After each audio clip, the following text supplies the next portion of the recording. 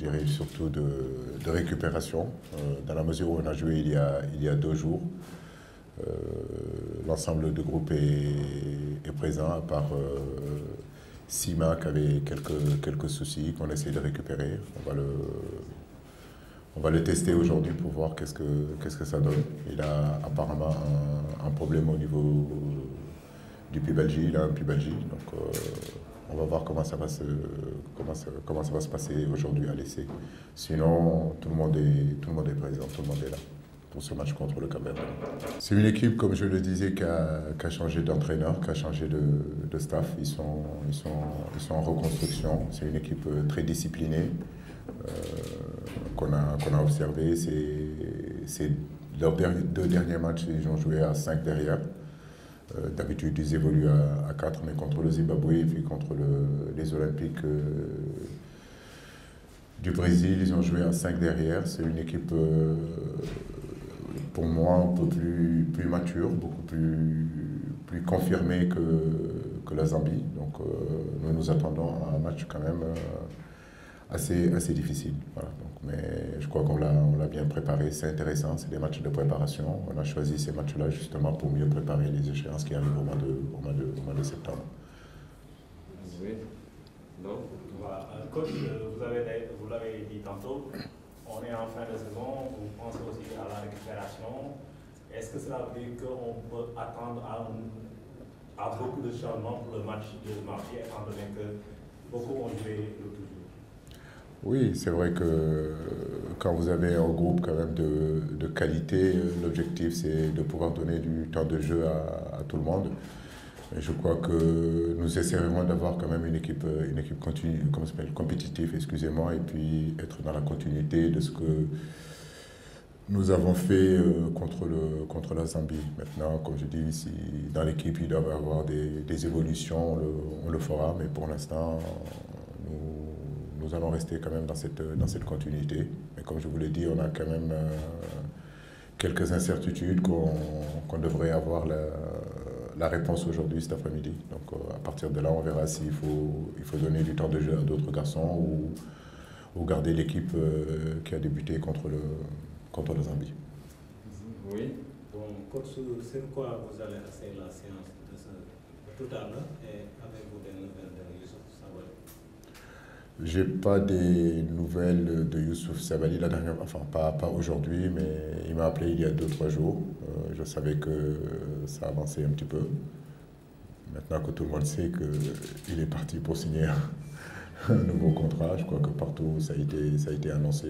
D'ailleurs, j'en profite pour le féliciter. C'est un garçon qui le mérite. Il a beaucoup travaillé pour arriver à ce niveau-là, donc on le félicite. Bon, après, comme la question... C'est quoi la séance? Je crois qu'aujourd'hui, la séance, ça sera surtout la récupération. Ça ne sera pas une séance trop longue. On va essayer de rester 45 minutes maximum parce qu'on a joué il y a 2 jours. Il n'y a plus à travailler en fait. C'est juste des rappels qu'il faut avoir et puis pour ça, on mise surtout sur la récupération. Oui. Merci coach. Et Edouard Mendy, il est revenu et comme vous l'avez si bien dit lors de la conférence de presse contre la Zambie, vous avez dit qu'il va être qu'il sera partant pour ce match-là. C'est toujours maintenu. Ensuite, lors de votre match contre la Zambie, on vous a vu vraiment avec une arme, avec vraiment une attitude un peu différente, avec beaucoup de dégagement, voilà. Crier sur les joueurs. Est-ce que ça signifie que vous n'êtes pas satisfait par rapport à la prestation, ou bien vous avez encore vraiment, vous avez l'engouement ou bien le vouloir de gagner carrément? C'est pas crier. Moi, je crois que j'aime ce métier, tout simplement. Je suis un passionné. Peut-être parfois je dépasse un peu les bornes. Ma passion me pousse un peu parfois à aller un peu trop loin. Peut-être, je dis bien. Mais c'est pas crier. Je veux donner justement cette énergie à mes joueurs. Je veux leur transmettre cette énergie positive. Je veux les pousser parce qu'ils en ont besoin. Ils ont besoin de moi aussi par moments quand c'est compliqué. On a eu quelques périodes difficiles en deuxième période surtout et je pense que l'énergie devait venir du banc et c'est ce qu'on essaie de leur transmettre tout le temps, tous les jours, de les pousser à aller de l'avant, de les pousser à faire le maximum qu'ils doivent faire. Je crois que c'est une équipe, ce n'est pas seulement que les joueurs, mais c'est eux avec nous pour aller vers l'avant. Donc nous sommes tous dans le même projet et dans le même challenge. Edouard Mendy. Oui. Edouard, on saura, mais comme je le vois, j'ai l'impression qu'il est quand même il est prêt, voilà, il est motivé.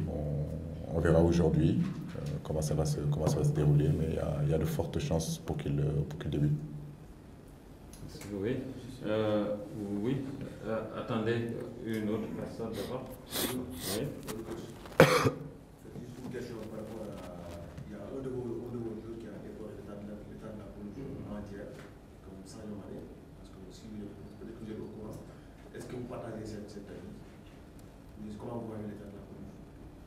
Écoutez, moi, vous savez, depuis 6 ans que je suis là, vous ne m'avez jamais entendu parler de la pelouse. Je ne suis pas du genre à l'état de la pelouse. Vous-même, vous le voyez. Est-ce qu'il y a besoin que je rajoute encore une couche là-dessus pour créer encore une autre polémique, un autre débat? Ça ne sert à rien du tout. Tout le monde le sait. L'état de la pelouse est comme ça. Depuis 6 ans, nous jouons dans des conditions comme ça, que ce soit le stade de Léopold Sédar Senghor. On a eu à en parler aux fédéraux, on en a discuté. Maintenant, comme je dis, ça ne sert à rien du tout de nous répéter, de continuer à dire que la pelouse n'est pas bonne, la pelouse n'est pas bonne. On sait que la pelouse n'est pas bonne. Maintenant, face à des pelouses comme ça, c'est à nous de redoubler justement de concentration. La pelouse n'est pas bonne, mais elle est jouable. Croyez-moi, en 6 ans, on a joué dans des pelouses quand même beaucoup plus dégradées que cette pelouse-là. Maintenant, je ne suis pas en train de dire que la pelouse est bonne. Je suis entièrement d'accord avec Sadio quand il le dit. Mais c'est à nous de nous adapter parce qu'on n'a pas le choix. De toute façon, on va jouer sur ce stade-là. Donc, qu'on se plaigne pas, ça va être comme ça ne changera pas. Voilà. C'est tout juste pour conforter l'entraîneur national à lui, c'est le Cameroun. Le Cameroun a gagné combien de championnats d'Afrique avec un seul terrain, avec une pelouse quand même très déplorable. Et le Cameroun l'a fait. Mais ça, c'est pas un exemple non plus. Voilà, je pense qu'aujourd'hui, en Afrique, partout en Afrique, nous devons aussi de refaire les stades. J'aime pas trop quand on dit ouais mais c'est comme ça, il n'y a rien à faire, c'est comme ça, il faut s'adapter. Non, il faut améliorer les choses. On veut les améliorer, c'est pas parce que le Cameroun l'a gagné que forcément partout en Afrique on doit jouer sur des terrains pas possibles. L'amélioration et la progression du football africain passent aussi par de grands stades. Et j'espère que la CAF arrivera en tout cas à avoir une politique de réfection des stades en Afrique. Parce que nous avons de très grands joueurs aujourd'hui qui sont ici, que ce soit au Sénégal, que ce soit dans d'autres écuries.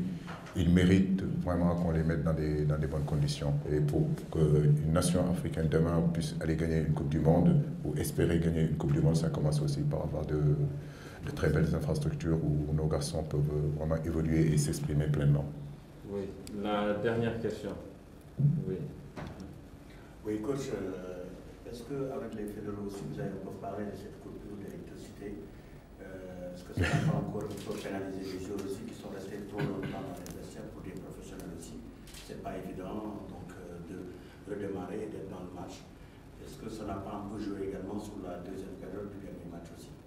Sûrement, peut-être, je n'en sais rien. Une chose est sûre, c'est que quand vous restez plus de 30 minutes dans les vestiaires et que vous n'arrivez pas à rentrer sur le terrain et jouer, c'est toujours compliqué. Mentalement, c'est difficile de se concentrer. C'était un accident, ça fait quand même 2 ans qu'on joue ici, je crois que voilà, c'est quelque chose qui n'est jamais arrivé. Donc ça s'est arrivé. Heureusement que c'était un match amical. Mais je sais que dans le futur, on fera tout pour que ça ne se reproduira plus. Voilà.